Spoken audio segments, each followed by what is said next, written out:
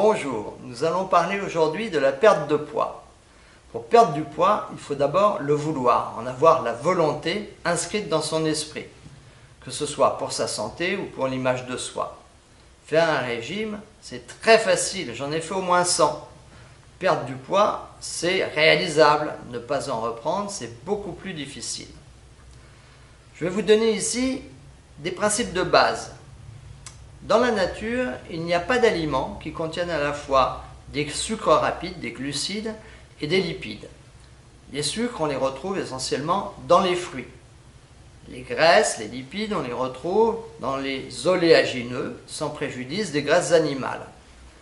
L'alimentation moderne, aujourd'hui, dans sa conception industrielle, nous vante et nous fabrique sans arrêt des plats plus ou moins cuisinés. Sans cesse, on les retrouve dans les médias avec de la publicité. Il suffit d'allumer sa télévision pour les voir bien présentés, alléchants. Ce sont des besoins qui nous sont imposés directement chez nous, à domicile, à la télévision. Que contiennent ces plats cuisinés? Pour la plupart, ce sont des alliances subtiles et savamment conçues de molécules associées pour provoquer notre désir, notre accoutumance et surtout notre dépendance. Ce sont des qualificatifs que l'on retrouve dans les substances toxiques comme l'alcool, le tabac, les drogues. Les conséquences de tout cela, c'est une mortalité redoutable. Qui en sont les victimes? Essentiellement dans les pays industrialisés, les populations les plus vulnérables, qui n'ont pas accès à la parfaite information et à la meilleure éducation. Des millions de consommateurs quotidiens de plats cuisinés font la fortune des industriels qui n'ont aucun intérêt à ce que les choses changent. Leur puissance de lobby et leur bruit médiatique rendent inaudible le message revendiquant l'arrêt total de la malbouffe. La première révolution commence par soi-même. Les règles de base: préparer soi-même les repas, ne plus acheter de plats cuisinés. Quand vous passez devant les rayons de supermarché, ne les regardez même pas. N'associez jamais les aliments gras et sucrés. Le principal exemple que nous avons devant les yeux ici, c'est la confiture ou le sucre dans le fromage blanc. Il n'y a rien de plus redoutable. Soyez vigilants. Évitez les aliments qui contiennent du gluten. Il commence souvent par la lettre P, c'est facile de s'en souvenir. Le pain, qui contient du blé, la pizza, les pâtes, les pâtisseries qui comprennent les biscuits, les viennoiseries, la paella industrielle, évidemment, préparée, la pâte à tartiner, bien connue, les pâtés qui comprend tout ce qui est salaison, grasse et salée, le gluten également, présent dans les farines de blé qui est une protéine qui rend les pains plus aérés. Les alvéoles du pain sont plaisantes aux yeux du consommateur et les industriels ne s'y sont pas trompés.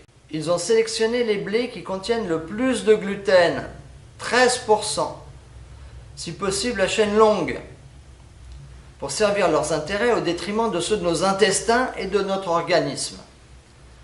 Il faut boire ensuite plus de 2 verres de jus par jour, du jus frais, que vous réalisez vous-même grâce aux extracteurs de jus, si possible au début, le matin, au petit déjeuner et au cours de la journée.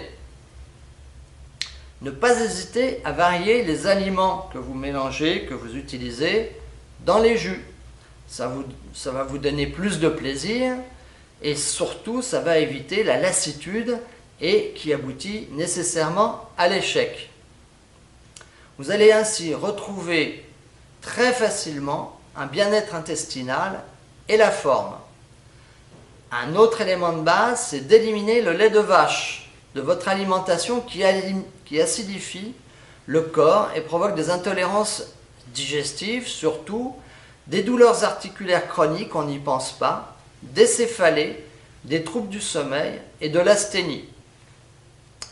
En quelques jours, vous allez suivre ces mesures scrupuleusement, votre abdomen va se dégonfler, votre sensation de ballonnement va disparaître, votre transit va se réguler, vos allergies cutanées, votre psoriasis seront guéris. Ensuite, et en parallèle, votre poids va diminuer et votre forme physique va vous étonner. Vous serez satisfait de voir votre santé renaître. Les jus, c'est une aide vitale. Avec les jus de fruits et légumes, vous bénéficiez d'une aide précieuse. En buvant plusieurs verres de jus frais par jour, votre corps ne sera plus en déplétion. Les vitamines, qui sont les amines de vie, les minéraux indispensables à l'homéostasie plasmatique, les acides aminés, qui sont les briques qui fabriquent les protéines, et les enzymes, qui sont les médiateurs du métabolisme cellulaire, préservent de la déplétion. Lorsque le corps ne manque de rien, nous sommes plus vite rassasiés. Le volume de nos repas et les quantités de calories ingérées diminuent. Les apports sont moindres. Si nous complétons par de l'activité physique intense adaptée à sa condition physique, les dépenses augmentent. À partir de la sudation, vous commencez à dépenser des calories, à consommer de l'énergie et à diminuer votre poids. On absorbe moins et on dépense plus. Le bilan énergétique dit que le poids diminue et le but commence à être atteint. Il faut persévérer puis se stabiliser au moins 6 mois pour garder définitivement son poids de forme. À très bientôt pour de nouvelles recettes. Au revoir.